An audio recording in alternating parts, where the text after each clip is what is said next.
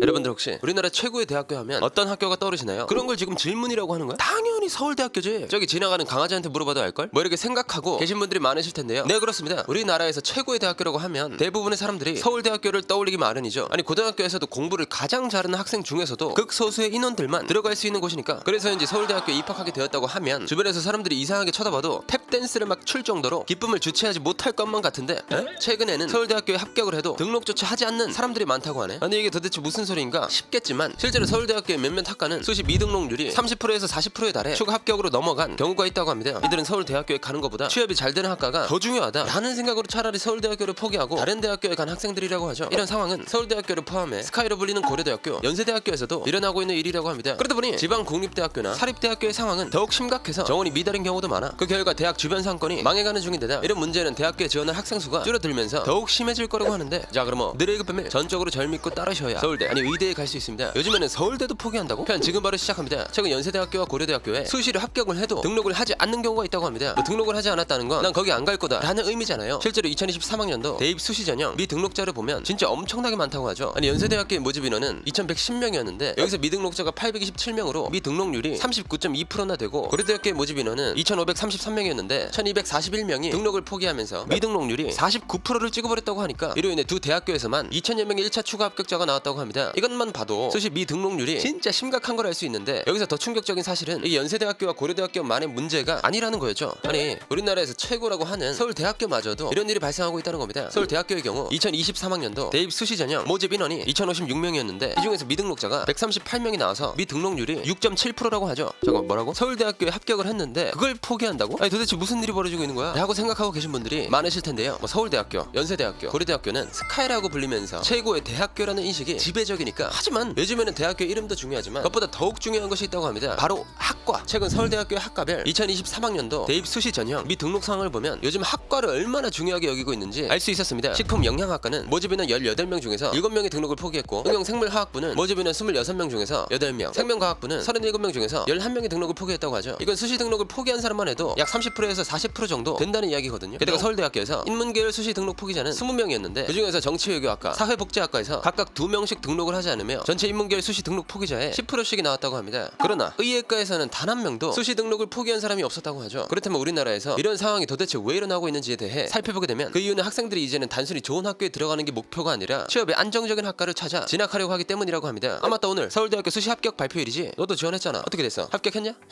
합격하긴 했는데 학과가 좀 그래가지고 그냥 안 가려고. 여기 가봤자 나중에 뭐 먹고 사냐? 그치? 아, 이 새끼 서울대학교를 포기한다고? 그럼 도대체 어디를 가고 싶어서 그러는 거야? 차라리 다른 대학교 의대에 들어가는 게 훨씬 이득이지. 의대는 그래도 먹고 살 걱정은 없을 거 아니야. 뭐 이런 식으로 학생들이 상대적으로 취업하기 어려운 학과보다는 안정적으로 취업이 가능한 의학 계열을 찾고 있다는 겁니다. 그러다 보니 서울대에서 수시 등록을 포기한 사람들도 다른 대학교에 있는 의학 계열로 진학하기 위한 것으로 추정하고 있죠. 사실 이건 지금이 아니어도 언젠가는 꼭 일어났을 일이라고 하는데요. 지금까지 우리 사회는 고등학교에 다닐 때 코피가 터지도록 열심히 노력해서 명문 대학교에 진학하는 게 최고라고 여겨왔잖아요. 다들 명문 대학교에 가면 그걸로 고생 끝, 행복 시작이라는 듯이 말해왔으니까 결국 학생들은 다들 더 좋은 대학교를 목표로 죽어라고 노력해온 것이 현실이었습니다. 불과 몇 년 전만 하더라도 서울대학교에 가기 위해 자신이 원하는 전공은 생각하지 않고 합격 등급이 가장 낮은 학과에 지원하는 경우도 많았으니 말 다 한 거지. 하지만 그렇게 뼈 빠지게 노력해서 명문이라고 불리는 대학교에 진학을 하더라도 인생길이 전부 꽃밭만 펼쳐져 있던 것은 아니었습니다. 이 문제는 서울대학교 졸업생의 취업률만 보더라도 알 수 있다고 하죠. 뭐 일반적인 사람들의 입장에서 생각을 해본다면 명문 대학교가 성공을 보장해준다는 인식이 강하기 때문에 서울대학교 졸업생들은 다 취업률이 높을 것 같잖아요. 그러나 실제로 보면 서울대학교라도 학과에 따라서 취업률이 천차만별인 상황이었습니다. 대학알림이의 대학 졸업생의 취업 현황에 따르면 2021년을 기준으로 서울대학교 졸업생들의 취업률을 살펴본 결과 서울대학교 2021년 졸업생 평균 취업률은 71.1%에 달한다고 합니다. 그 외에 4년제 대학교 2021년 졸업생의 평균 취업률은 64.2%라고 하죠. 하지만 앞에서 설명해드렸던 서울대학교 미등록률이 높은 학과의 취업률은 좀 낮다고 하네. 식품영양학과의 경우 졸업생의 62.5%만이 취업에 성공했다고 합니다. 응용생물화학부의 응용생명화학 전공과 응용생물학 전공의 취업률은 각각 66.7%와 50%이고 생명과학부는 50%의 취업률을 기록했다고 하죠. 그리고 인문계열의 정치외교학부의 외교학 전공과 정치학 전공이 각각 50%와 60%의 취업률을 찍었고, 사회복지학과의 경우도 취업률이 50%라고 합니다. 이건 응용생명화학 전공만 간신히 4년제 대학 평균 취업률을 넘었다는 거야. 아니, 최고의 대학교라고 하는 곳에서 평균 취업률을 못 넘는 학과가 엄청나게 많다는 거죠. 이에 반해 학생들에게 가장 인기가 많다고 하는 서울대학교 의학과의 취업률은 95.1%, 4년제 대학교 평균 취업률의 약 1.5배 수준인 정말 압도적인 수준의 취업률인 거지. 뭐 명문대학교에 간다고 정말 인생이 활짝 피어난다고 하려면 적어도 안정적으로 취업할 수 있을 정도는 되어야 하는 건데, 취업률을 보면 아무리 봐도 학교보다는 학과가 중요하다는 것이 피부로 직접 느껴질 수밖에 없죠. 이런 상황은 학생이라면 흔하게 들어왔던 없던 학교 생활 열심히 하고 교과 공부 잘해서 좋은 대학교에 진학하면 무조건 취업에 성공할 수 있다 라는 논리가 전혀 맞지 않는 상황인 겁니다. 그러다 보니 서울대학교라고 해도 취업이 잘 안 되는 학과인 것 같다 싶으면 가지 않으려고 하는 거죠. 이로 인해 기껏 서울대학교에 입학해도 자퇴하는 사람들까지도 늘어나고 있다고 하는데요. 서울대학교의 자퇴 생수는 2019년 193명에서 2020년 264명, 2021년에 330명으로 늘어났다고 합니다. 이 중에서 80%가 넘는 학생들이 이공계 학생이기 때문에 대부분은 의대에 진학한 것으로 추정하는 중이죠. 즉 서울대학교에 진학하더라도 그건 단지 취업이 더욱 잘 되는 곳으로 가기 위한 발판일 뿐이라는 거지. 아니 우리나라 최고의 대학교라고 불리는 것도 저런 대접을 받고 있는데 다른 대학교의 상황은 어떤지 안 봐도 뻔할 것 같잖아요. 아니나 다를까 지방 공립대들의 상황은 현재 우리가 생각하는 것 이상으로 좋지 않다고 하죠. 실제로 전남 지역의 한 공립대학교는 보건의료계열 등 취업에 유리한 일부 학과를 제외하면 약 3분의 1 정도가 정원을 채우지 못했다고 합니다. 전남 지역 공립대학교에 의하면 수시 등록자 경쟁률이 떨어지는 중이기 때문에 앞으로 사정이 더욱 어려워질 수 있다고 하죠. 명문대학교와 지방 공립대학교마저 이런 상황에서 지방 사립대학교는 진짜 문을 닫아야 할지도 모르는 상태라고 하는데요. 2023학년도 대학 정시모집 마감 결과만 살펴보더라도 진짜 심각한 수준인 것을 확인할 수 있었죠. 아니 대부분의 지방 사립대학교에서 경쟁률이 1대1에도 미치지 못했다는 겁니다. 보통 우리는 정시모집을 할 때 가군, 나군, 다군이라고 해서 대곳을 지원할 수 있다고 알고 있습니다. 즉 경쟁률이 3대1 정도는 되어줘야 사람들이 지원 좀 했구나 라고 말할 수 있는 거죠. 그런데 경쟁률이 1대1도 못 찍고 있는 상황이다? 이건 그만큼 상황이 심각한 수준이라는 거지. 예를 들어 광주에 있는 한 4년제 사립대학교의 경우 간호학과, 치의생학과 같은 보건, 의료계열 학과를 제외한 대부분의 학과에서 정원을 채우지 못했다고 합니다. 이 사립대학교의 평균 경쟁률은 1보다 낮은 0.87대1. 뭐 이거 사립대학교 입장에서는 그냥 지원하면 보지도 않고 합격을 외쳐야 하는 상황이라는 거고, 심지어 이 대학교의 경우 2023년부로 3년제 신입생 모두에게 장학금 60만 원을 지원하는 중이었다고 하죠. 참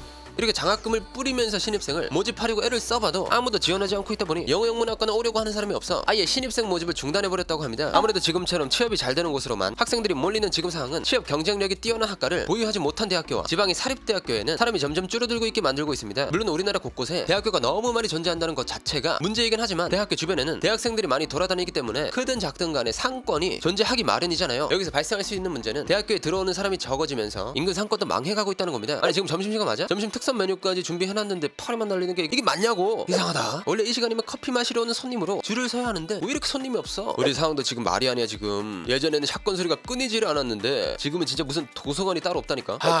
진짜 막막하다 진짜로. 대학교에 사람이 없는 게 맞냐? 이러다 우리 다 망하겠다. 뭐 이런 식으로 사람이 줄면서 매출이 줄어드니까 살기 어려워지고 있죠. 벌써 많은 지역에서 가게를 내놓고 떠나는 상인들이 늘어가는 중이라고 하니까, 게다가 앞으로 취업이 잘 되지 않는 곳들에는 사람들이 점점 더 줄어들 예정이기 때문에 더욱 막막한 상황이라고 합니다. 왜냐? 저출산 시대에 들어서게 되면서 학생의 수가 점점 줄어들고 있기 때문이죠. 2023년 1월 11일 교육부가 집계한 2023년에서 2029년 초중고 학생 수 추계에 따르면 2023년 고등학교 3학년의 학생의 수는 39만 8,271명이라고 하는데요. 이건 2022년 43만 1,118명보다 32,847명 7.6% 감소한 겁니다. 이 말은 즉 앞으로 취업이 잘 되지 않는 학과는 지원자가 더욱 떨어질 거라는 거지. 이렇게 특정 학과에만 사람들이 몰리고 있는 상황에 대한 문제를 해결하기 위해서는 정부 차원에서 더 이상 취업난이 심각해지지 않도록 장기적인 대책을 마련해야 할 것 같네요. 자, 그럼 아직 어린 학생들이 취업 걱정을 하고 있다는 사실에 안타까움을 느끼면서 오늘의 1급 비밀 마치도록 하겠습니다. 다음에 또 다른 이야기를 담으시려 1급 비밀 파일을 들고 다시 찾아오도록 하겠습니다. 감사합니다.